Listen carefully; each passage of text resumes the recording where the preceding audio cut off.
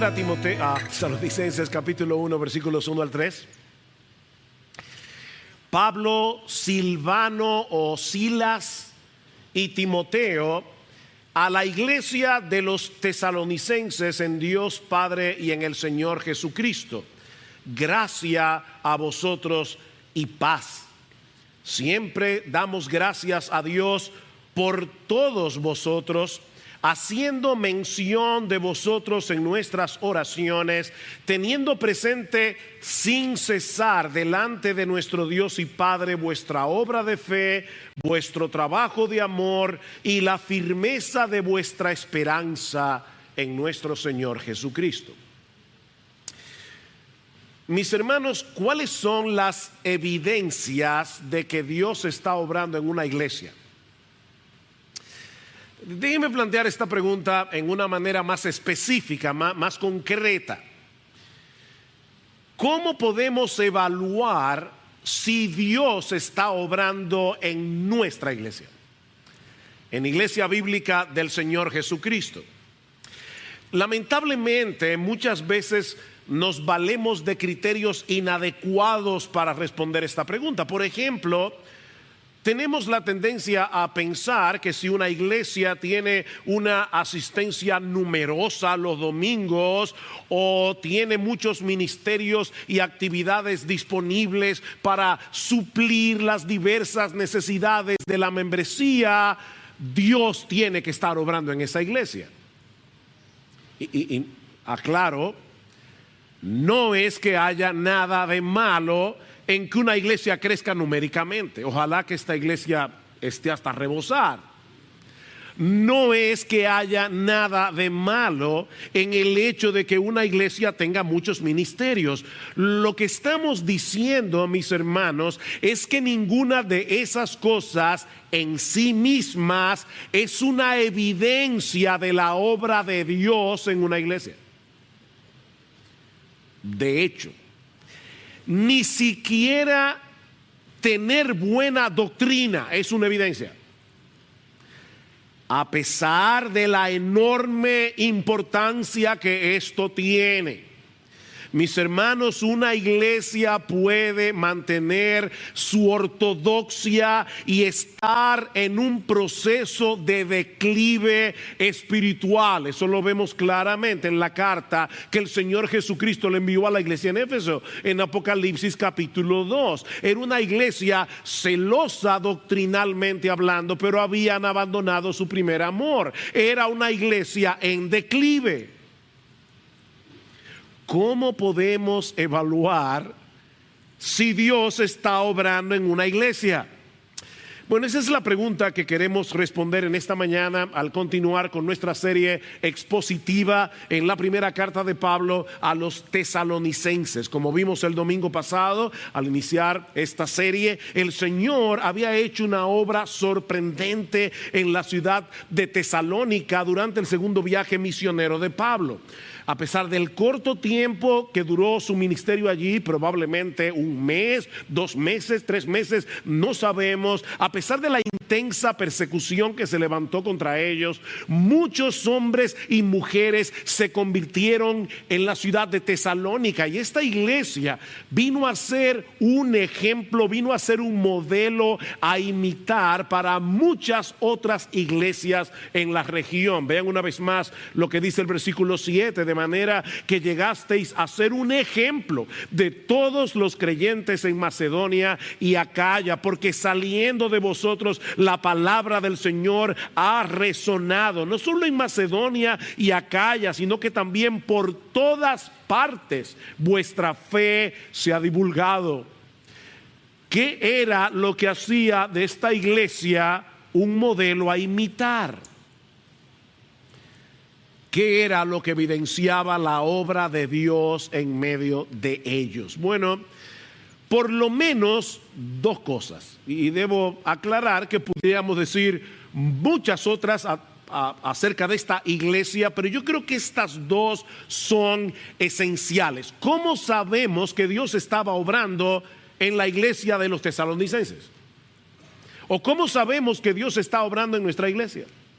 Bueno, primera respuesta: porque la iglesia en Tesalónica estaba compuesta por personas genuinamente convertidas. Bueno, pastor, pero ¿y no se supone que toda iglesia de Cristo esté compuesta por personas genuinamente convertidas?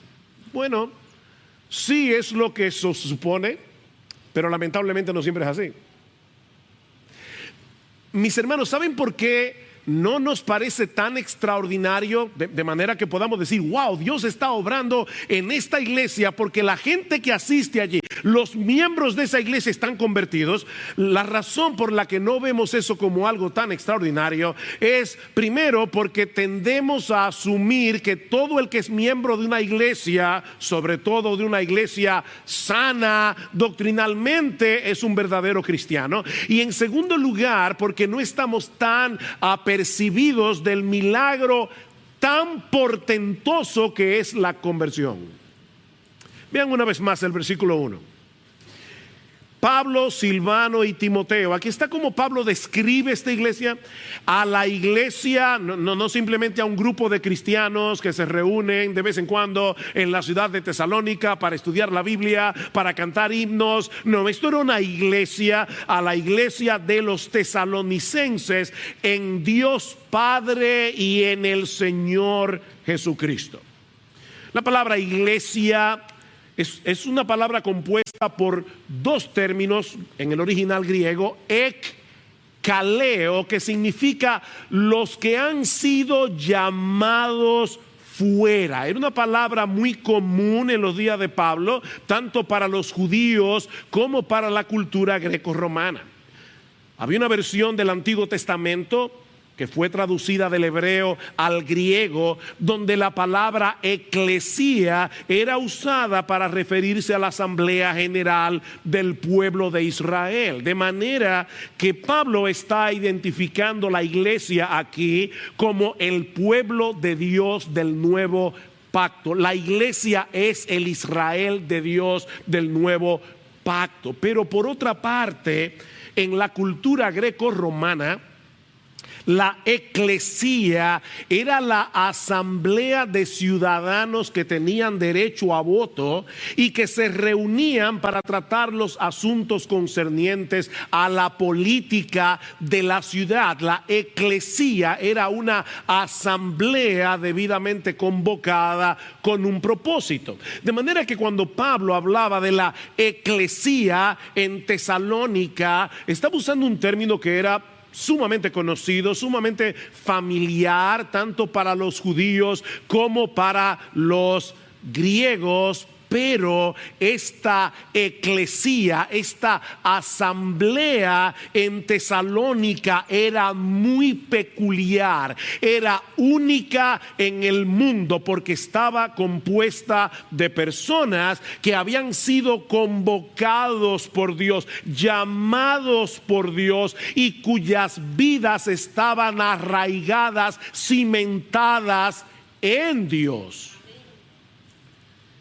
Esta era la iglesia de los tesalonicenses, y eso llama la atención porque en casi todas las cartas de Pablo él mencionaba la ciudad, la iglesia de Dios que está en Corinto, la iglesia de Dios que está en Filipos, pero esta era la iglesia de los tesalonicenses en Dios Padre y en el Señor Jesucristo. Mis hermanos, la iglesia no es simplemente un grupo de hombres y mujeres que poseen algunas creencias comunes y que se reúnen de vez en cuando para llevar a cabo ciertas ceremonias y rituales religiosos. No, la iglesia es una asamblea de personas que han sido llamados por Dios para salir fuera del mundo, para dejar de pertenecer al sistema de este mundo y pertenecer únicamente a Él. La iglesia está compuesta por hombres y mujeres que pertenecen a otro reino, hombres y mujeres que pertenecen a otra ciudadanía, hombres y mujeres que tienen otro rey llamado Jesús. Eso es la iglesia. Personas que han sido unidas a Cristo por la fe, personas cuyas vidas se encuentran escondidas con Cristo en Dios, como dice Pablo en Colosenses capítulo 3, versículo 3.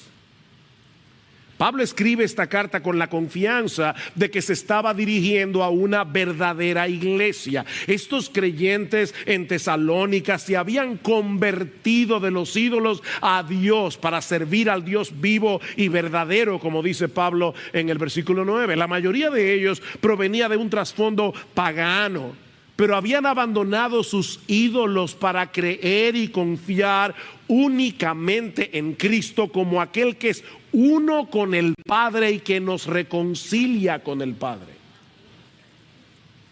Ellos aceptaron por la fe que ese Jesús que los misioneros predicaban no era otro que el Dios encarnado, la segunda persona de la Trinidad que se hizo hombre para morir por nosotros en una cruz. Es por eso que en nuestro texto Pablo se refiere a Jesús como Señor. ¿Vieron allí?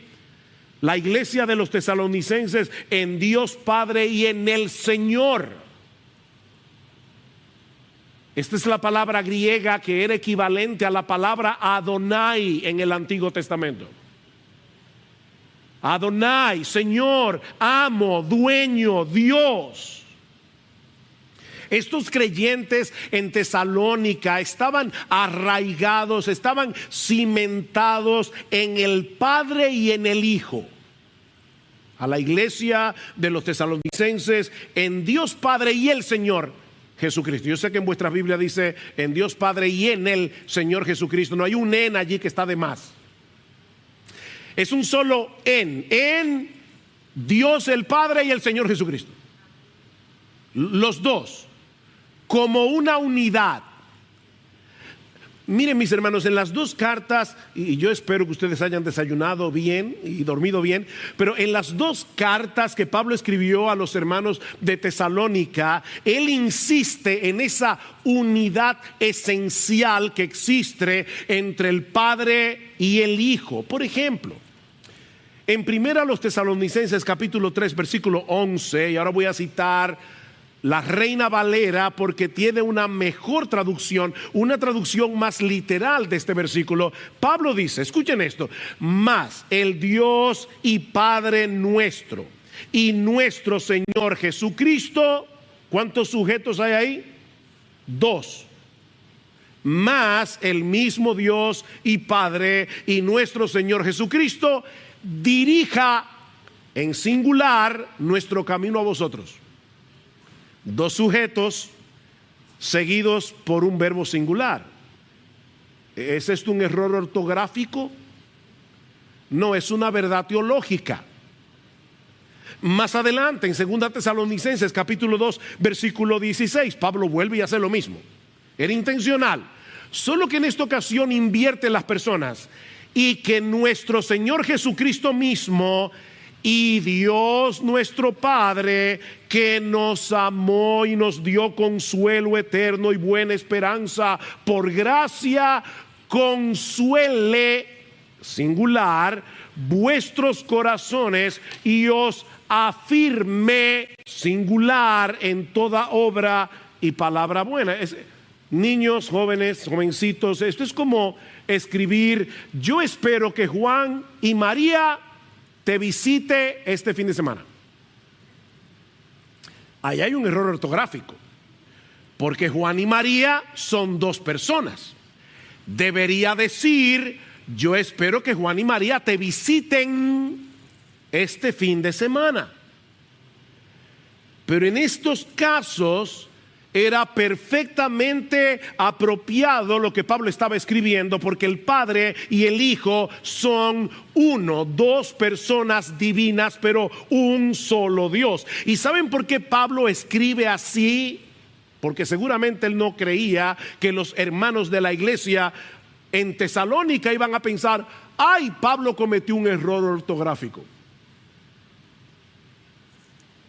No, estos hombres y mujeres en Tesalónica habían abandonado su idolatría porque el Dios vivo y verdadero les había abierto los ojos del entendimiento para confiar en Jesús como el Dios encarnado que murió por nuestros pecados. Eso es un milagro portentoso. Mis hermanos, la iglesia no es un club social al que nosotros podemos entrar llenando una solicitud. Es un milagro ser parte de la iglesia. Dios tiene que llamarnos de la muerte a la vida para ser parte de la iglesia. Dios tiene que abrirnos los ojos para ser parte de la iglesia.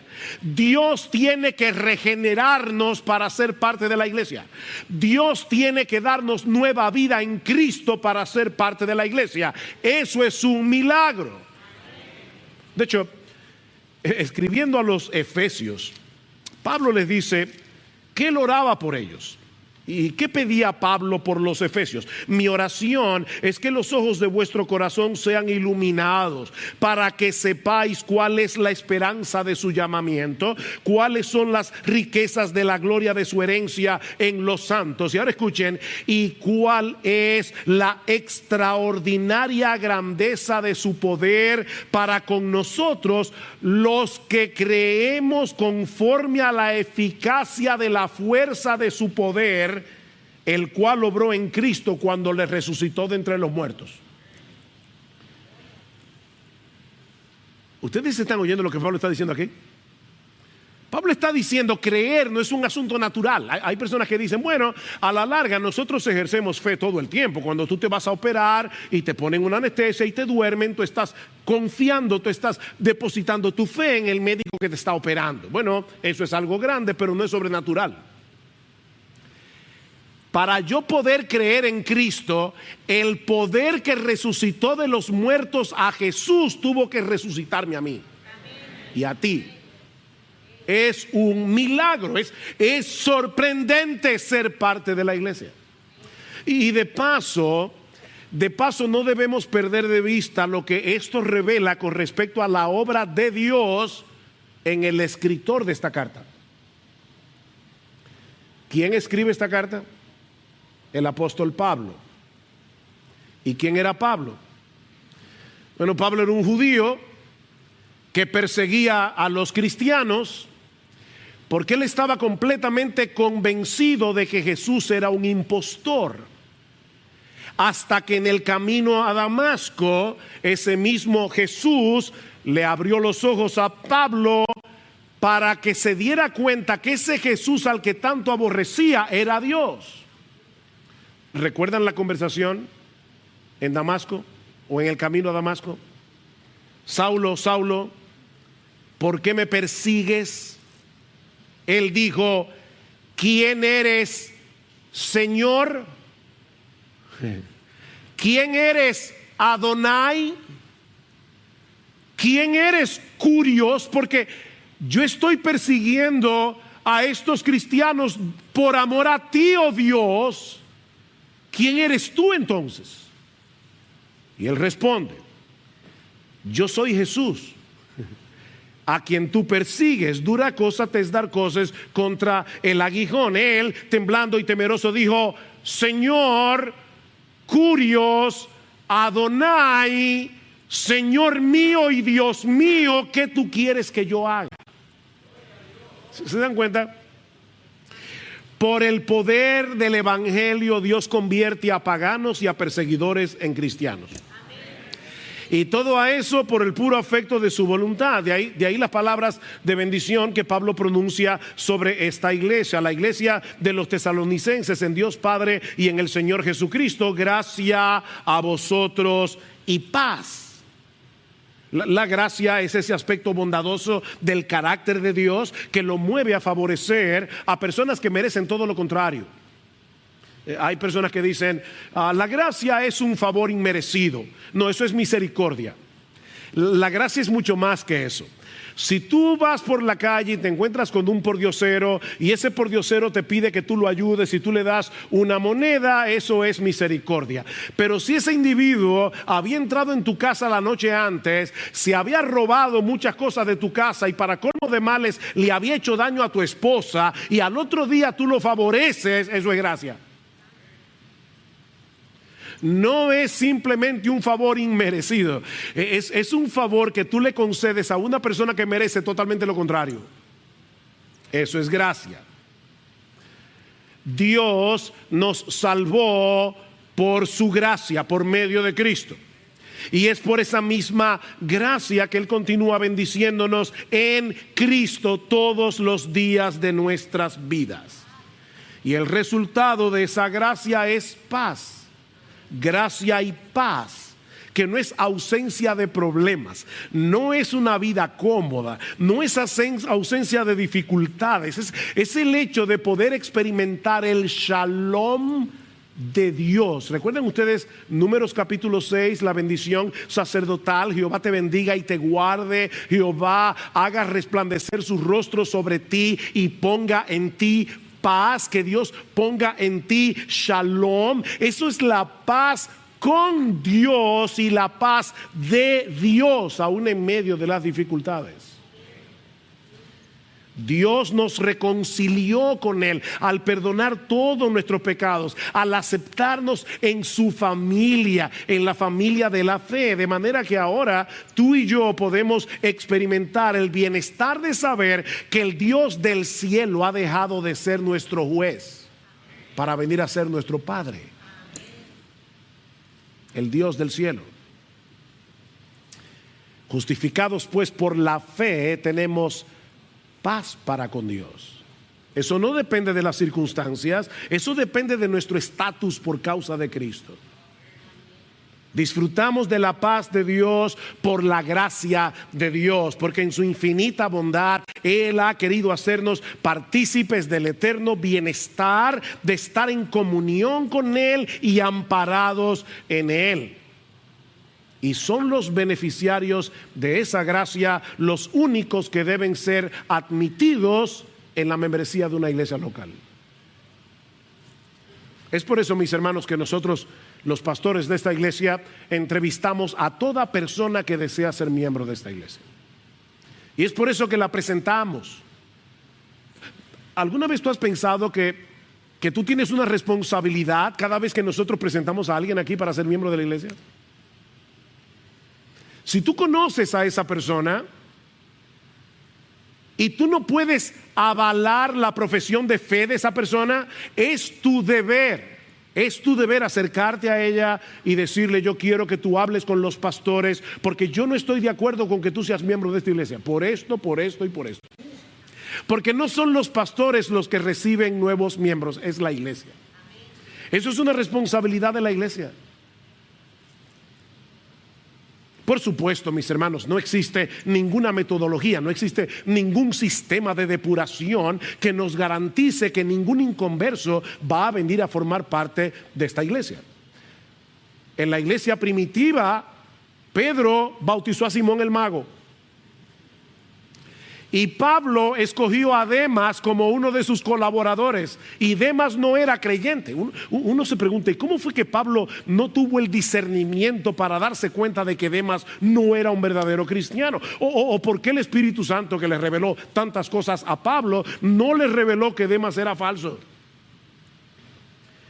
Porque Dios quería que en el Nuevo Testamento Pablo escribiera una carta diciendo: os saluda Demas, mi colaborador. Y en otra carta tuvo que escribir: Demas me ha desamparado amando este mundo.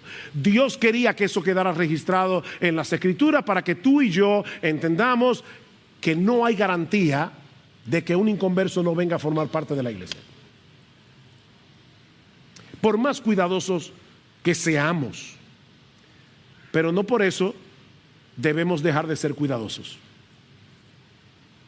Dios está obrando, mis hermanos, en una iglesia cuando esa iglesia está compuesta por verdaderos creyentes, por hombres y mujeres que han entendido y aceptado el mensaje del Evangelio. Hombres y mujeres que han entendido que nosotros somos justificados, declarados justos delante de Dios únicamente por la muerte de Cristo en la cruz y por causa de su justicia perfecta que es puesta en nuestra cuenta únicamente por la fe. Hombres y mujeres que sin ser perfectos, porque nadie lo es de este lado de la eternidad, manifiestan en sus vidas los frutos de una verdadera transformación por la obra regeneradora del Espíritu Santo. Déjame hacerte una pregunta.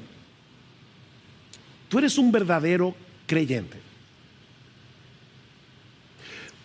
No te estoy preguntando si tú eres miembro de esta iglesia o de alguna otra iglesia. Esa no es la pregunta. Lo que te estoy preguntando es, mi amigo, ¿tú reconoces que tú eres un pecador, que de no haber sido por la gracia y la misericordia de Dios merecerías ser arrojado en las llamas del infierno por los siglos de los siglos? ¿Tú crees eso? ¿Tú te ves a ti mismo de esa manera? ¿Tú percibes en tu vida un genuino deseo de obedecer a Dios de tal manera que te mantienes en pie de guerra contra el pecado que todavía mora en ti? Y cuando pecas te avergüenzas y vienes delante del Señor pidiendo perdón y confesando tus pecados. Porque de no ser así, mi amigo, la gracia de Dios en Cristo está disponible para ti. Cree en el Señor Jesucristo, en el Dios encarnado que dio su vida por nosotros en una cruz y serás salvo. Esa es la buena noticia del Evangelio que los tesalonicenses abrazaron por la fe. Pero hay una evidencia más en nuestro texto de la obra de Dios en esta iglesia y en cualquier otra iglesia. No solo era una iglesia compuesta de creyentes genuinos, de verdaderos convertidos, sino también una iglesia compuesta de creyentes que manifestaban un carácter cristiano genuino. No solamente una verdadera conversión, sino un verdadero carácter cristiano. Versículo 2. Siempre damos gracias a Dios por todos vosotros, haciendo mención de vosotros en nuestras oraciones, teniendo presente sin cesar delante de nuestro Dios y Padre vuestra obra de fe, vuestro trabajo de amor y la firmeza de vuestra esperanza en nuestro Señor Jesucristo.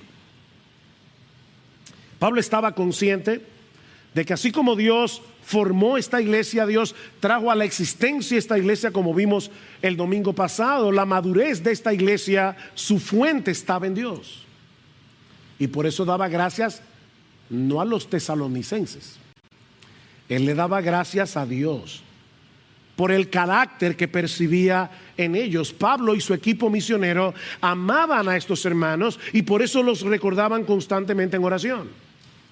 Siempre damos gracias a Dios por todos vosotros, haciendo mención de vosotros en nuestras oraciones, teniendo presente sin cesar. Constantemente Pablo oraba por estos hermanos. Pablo tenía ojos para ver las marcas de crecimiento espiritual en la vida de estos hermanos. Es por eso que su vida de oración se caracterizaba por la gratitud. Déjame hacerte una pregunta que yo tuve que hacerme esta semana. ¿Cuándo fue la última vez que tú le diste gracias a Dios por tu iglesia? No simplemente en sentido general, sino por cosas específicas que tú aprecias de tu iglesia. Y por favor, no me digas que tú no encuentras ninguna. Porque Pablo daba gracias por los corintios. Y si Pablo encontró razones para dar gracias por la iglesia en Corinto, yo estoy completamente seguro que tú tienes que encontrar razones para dar gracias por IBCJ. pero ¿qué tan constante? Porque Pablo dice, constantemente los recuerdo y constantemente le doy gracias a Dios por ustedes. ¿Qué tan frecuentemente tú te encuentras a ti mismo dándole gracias a Dios por tu iglesia? Y no olvides que la iglesia no es un edificio, la iglesia no es una institución, la iglesia son personas. Señor, gracias por el hermano fulano de tal. Gracias por la hermana tal. Gracias por las características que yo veo en ella, que yo veo en él. ¿Cuándo fue la última vez que tú te dedicaste a darle gracias a Dios por tu iglesia? ¿Saben por qué esto es serio, mis hermanos? Porque si no tenemos ojos para ver lo que Dios está haciendo en las vidas de nuestros hermanos, terminaremos siendo hipercríticos e ingratos. Es una falta de gratitud a Dios, a menos que tú creas que esta iglesia es un mausoleo llena de gente muerta. Pablo daba gracias a Dios por esta iglesia, porque en la generalidad de la membresía se evidenciaban las virtudes fundamentales de la vida cristiana: la fe, el amor y la esperanza. Esta es una triada que aparece constantemente en el Nuevo Testamento. Esta es la esencia, este es el corazón del carácter cristiano. Y obviamente yo no puedo en la mañana de hoy citar los textos del Nuevo Testamento donde aparecen estas tres virtudes juntas, pero escuchen solamente algunas. En esta misma carta Pablo dice que debemos ser sobrios, habiéndonos puesto la coraza de la fe y del amor, y por yelmo la esperanza de la salvación. Fe, amor y esperanza. Escribiendo a los colosenses, Pablo les dice que daba gracias a Dios por ellos al oír de vuestra fe en Cristo Jesús y del amor que tenéis a todos los santos a causa de la esperanza reservada para vosotros en los cielos.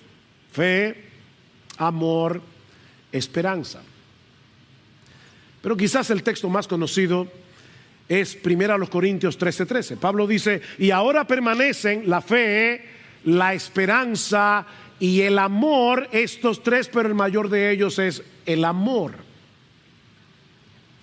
Mis hermanos, este es el corazón de la verdadera espiritualidad cristiana. Mira, tú puedes estar en 15,000 ministerios, tú puedes tener una actividad a favor de la iglesia todos los días de la semana, pero lo que Dios usa como tabla de medida para saber si estamos madurando en la fe es la fe, la esperanza y el amor.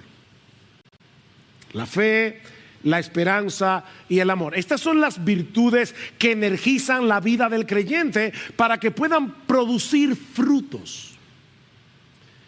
No podemos vivir en piloto automático. Bueno, yo me apunté para dar clase de escuela dominical para niños. ¡Qué bueno! Gloria al Señor por eso. Pero no lo hagas en piloto automático. Pablo dice aquí que estas tres virtudes actúan en nosotros y nos llevan a estar activos. ¿Se dieron cuenta? Pablo dice aquí en primer lugar, damos gracias a Dios recordando vuestra obra de fe. La obra que surge de vuestra fe. La obra que es producida por la fe. Mis hermanos, la verdadera fe produce obras. De manera que si bien es cierto que no somos salvos por obras, sino por la fe sola, la verdadera fe se evidencia por sus obras. Somos salvos por la fe sola, pero la fe que salva nunca viene sola. La fe que salva produce obras. el conocidísimo texto de Efesios 2, que yo estoy seguro que la mayoría de ustedes conocen de memoria. Porque por gracia sois salvos por medio de la fe, y esto no de vosotros, pues es un don de Dios, no por obras, para que nadie se gloríe. Es por fe, no es por obras. Pero mis hermanos, ¿qué dice Pablo inmediatamente después? En el versículo 10. Porque somos hechura suya, creados en Cristo Jesús para buenas obras, las cuales Dios preparó de antemano para que anduviésemos en ellas. La verdadera fe produce obras, o como dice Pablo en Gálatas capítulo 5 versículo 6, la fe obra por el amor. La fe obra. El creyente es alguien que ha sido transformado por el poder del Espíritu Santo, y esa transformación se hace visible a través de nuestras obras. Una fe que no tiene obras es una fe muerta, dice Santiago. La verdadera fe es el combustible que nos mueve a poner nuestros dones en operación para servir a Dios y a su iglesia al entender lo que Él hizo para salvarnos. La fe es el combustible. Pero Pablo también le daba gracias a Dios por estos creyentes de Tesalónica, porque recordaba el trabajo que ellos hacían motivados por el amor. Vuestro trabajo de amor, primeramente de amor a Dios y amor al prójimo o amor a tus hermanos. Y es interesante notar que la palabra que se traduce aquí como trabajo es un término griego que transmite la idea de una labor agotadora, de una labor extenuante. Ustedes recuerdan cuando el Señor le dice a la iglesia en Éfeso: yo conozco tu arduo trabajo y paciencia. Bueno, esas dos palabras, arduo trabajo en español, es una sola palabra, es la misma palabra que se traduce aquí, vuestro arduo trabajo de amor. Este amor es mucho más que una emoción. Es la disposición a buscar el bien de otros, a una costa de sacrificio personal si es necesario. Este es un amor que nos lleva a estar atentos a las necesidades de otros. Es un amor que nos mueve a querer suplir esas necesidades en la medida de nuestras posibilidades. Es un amor que no se agota. Es un amor que no se cansa de hacer el bien, sin importar lo que recibamos a cambio. Y yo no sé cuántas personas yo he oído: yo me cansé con fulano o con fulana de tal. Eso es dar y dar y dar. Sí, exactamente, en eso consiste la vida cristiana, en dar y dar y dar. Vuestro trabajo de amor. Mis hermanos, esta es una virtud en la que nunca debemos dejar de crecer. De hecho, es interesante notar que estos creyentes de Tesalónica, a quienes Pablo les dice: nosotros recordamos en oración vuestro trabajo de amor, luego Pablo les dice que él ora por ellos para que sigan creciendo en amor. Versículo 9 del capítulo 4 dice: mas en cuanto al amor fraternal, no tenéis necesidad de que nadie os escriba, porque vosotros mismos habéis sido enseñados por Dios a amaros unos a otros, porque en verdad lo practicáis con todos los hermanos que están en toda Macedonia. Bueno, Pablo, siéntete satisfecho. No. Pero os instamos, hermanos, a que abundéis en ello más y más. O sea, la gente que te conoce debería pensar: oye, pero la verdad es que fulano es un tipo amoroso. La verdad es que la hermana tal es una hermana amorosa. Pero si te ven dentro de un año, esas personas deberían decir: wow, yo creía que este hermano, esta hermana eran amorosos, pero ahora abundan más en amor. Eso es lo que Pablo quiere para estos creyentes. que ustedes abunden en amor. Hay un libro de autoayuda que lleva como título, y eso me llama la atención, Mujeres que aman demasiado. ¿Lo han visto en las librerías? Yo no sé de qué se trata porque no lo he leído. Me imagino que la autora, creo que es una mujer, está tratando con ese amor enfermizo que algunas mujeres tienen por sus esposos o por sus hijos. Pero déjeme decirle algo, cuando se trata del amor verdadero, nunca es demasiado. Nunca el amor es demasiado. Porque nuestra medida de amor es Jesucristo.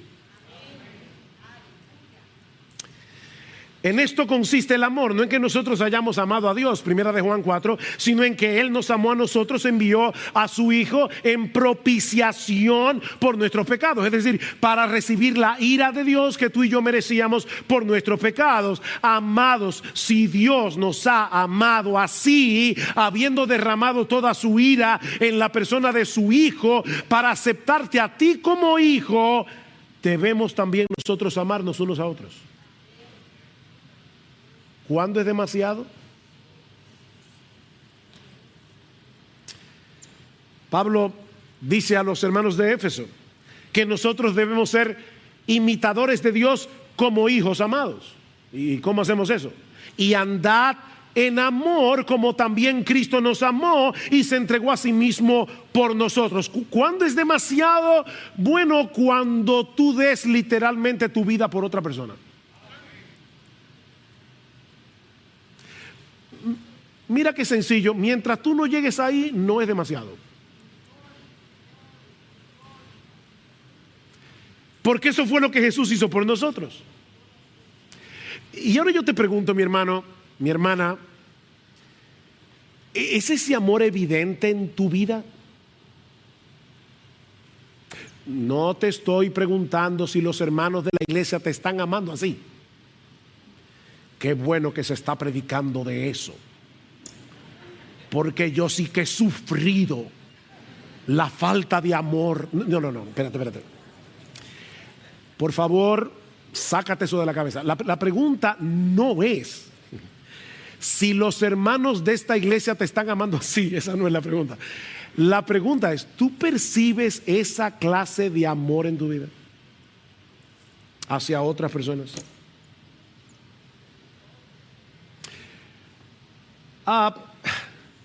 Déjame ponértelo de otra forma, que me puso mucho a pensar esta semana.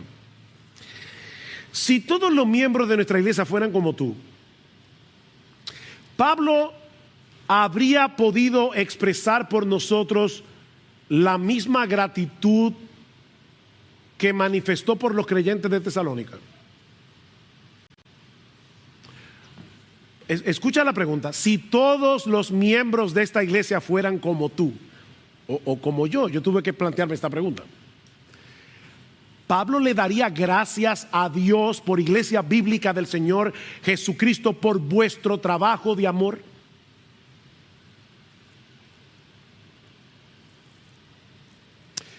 Mira, a final de cuentas, una iglesia es lo que sus miembros son, ni más ni menos. Yo sé que yo he puesto este ejemplo otras veces, pero lamentablemente no se me ocurre otro mejor. Yo creo que hay personas que son como este hombre del que hemos hablado otras veces, que está en un parque conversando con un extraño y de repente pasa una mujer por delante y él le dice al otro: óyeme, tú ves esa mujer que está allí, a mí me da una pena. ¿Y por qué te da pena? Bueno, porque esa pobre mujer tiene un matrimonio tan desdichado, tan desgraciado. ¿Y cómo tú lo sabes? Porque yo soy su esposo. No, espérate. Es que tú no puedes decir que esa mujer tiene un matrimonio desgraciado. Es que tu matrimonio es desgraciado. Hay personas que hablan de la iglesia, miembros de la iglesia, que hablan de la iglesia como si ellos no fueran parte de la iglesia. como si ellos estuvieran casados con otra institución. Es que la iglesia eres tú y soy yo. La iglesia no es un edificio, la iglesia son personas. Y una iglesia es lo que sus miembros son. Así que cada uno de nosotros tiene el deber de preguntarse, ¿cómo sería nuestra iglesia si todos los miembros fueran como yo? Si en todos se hiciera palpable la misma obra de fe y el mismo trabajo de amor que se hace palpable en mi vida, ¿cómo sería la iglesia? Pero hay una tercera característica del carácter cristiano genuino, que en cierto modo es el que sustenta a los otros dos. Pablo daba gracias también por la firmeza de vuestra esperanza en nuestro Señor Jesucristo. Y esta palabra firmeza es una palabra griega, hupomone, que señala la capacidad de permanecer. Hupo es debajo de, permanecer bajo mucha presión por mucho tiempo y no quebrarse. Podemos traducirla como resistencia o perseverancia, no resignación. Pablo no está hablando de resignación, Pablo está hablando de la capacidad de perseverar. Estos creyentes en Tesalónica estaban experimentando mucha oposición, pero no habían claudicado en su fe, ni habían dejado de amarse unos a otros en una forma sacrificial. Porque ellos miraban con esperanza hacia el futuro. Ellos miraban con esperanza hacia la venida de Cristo. Recuerden cómo Pablo los describe. Ustedes se convirtieron de los ídolos a Dios para servir al Dios vivo y verdadero y para esperar de los cielos a su Hijo. Ellos se habían convertido para esperar la segunda venida. Mis hermanos, es imposible perseverar en la vida cristiana manteniéndonos fieles y fructíferos con el paso de los años si no vivimos a la luz de esa esperanza bienaventurada, como le llama Pablo en Tito capítulo 2, versículo 13. Es una esperanza bienaventurada. Cristo viene, mis hermanos. Es esta esperanza la que hace posible que nosotros sigamos perseverando en medio de un mundo que se opone a nuestra fe. Porque nosotros sabemos que esta vida es fugaz, que lo que nos espera es 1000 veces más glorioso. Mis hermanos, nuestras vidas se dirigen con toda certeza a un futuro glorioso que hace que valga la pena seguir corriendo la carrera. Sin importar los obstáculos que tengamos que encontrar en el camino. Pablo dice en Romanos capítulo 8, versículo 18, pues tengo por cierto, no es una mera suposición, no es, ay, yo espero que al final pase algo. No. Yo tengo por cierto que las aflicciones del tiempo presente no son comparables con la gloria venidera que en nosotros ha de manifestarse. ¿Tú tienes esa esperanza? Nos espera la gloria cuando Cristo vuelva. ¿Es esa esperanza la que alimenta y fortalece nuestra fe?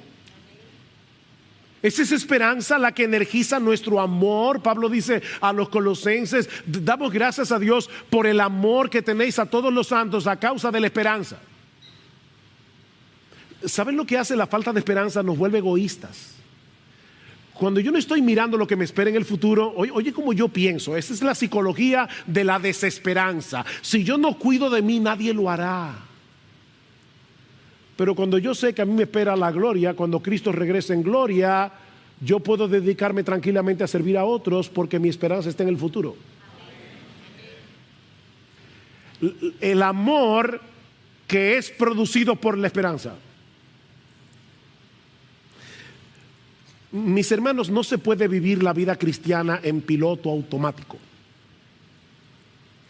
Las obras del cristiano surgen de la fe, el trabajo sacrificial surge del amor y nuestra perseverancia de nuestra esperanza. Estas virtudes son regalos de Dios, producidas por la obra de su Espíritu en nosotros en la regeneración. Pero somos tú y yo los que ejercemos estas virtudes. Nadie cree por ti ni por mí. Somos nosotros los que ejercemos fe, somos nosotros los que decidimos amar, somos nosotros los que aguardamos con esperanza la segunda venida en gloria de nuestro gran Dios y Salvador Jesucristo. Así que Dios está obrando en una iglesia cuando sus miembros manifiestan los frutos de una conversión genuina, cuando sus miembros manifiestan en una forma creciente estas virtudes que conforman el verdadero carácter cristiano. Es por eso que todo creyente debería anhelar de todo corazón que esas evidencias sean claramente visibles en su propia iglesia local, comenzando por ti, comenzando por mí. Recuerda, una iglesia será lo que sus miembros son, ni más ni menos.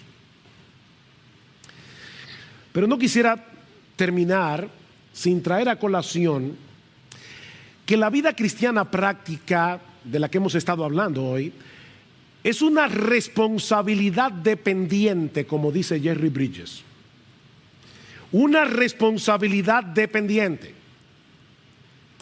¿Quién es responsable de crecer en fe, en amor y en esperanza? Nosotros somos responsables. ¿Tenemos la capacidad de crecer en fe, en amor y esperanza? No. ¿Qué hacemos? Vivir en dependencia del Señor. Porque solo su obra en nosotros, por su Espíritu, puede ayudarnos a crecer en fe, en esperanza y en amor. Es una responsabilidad dependiente.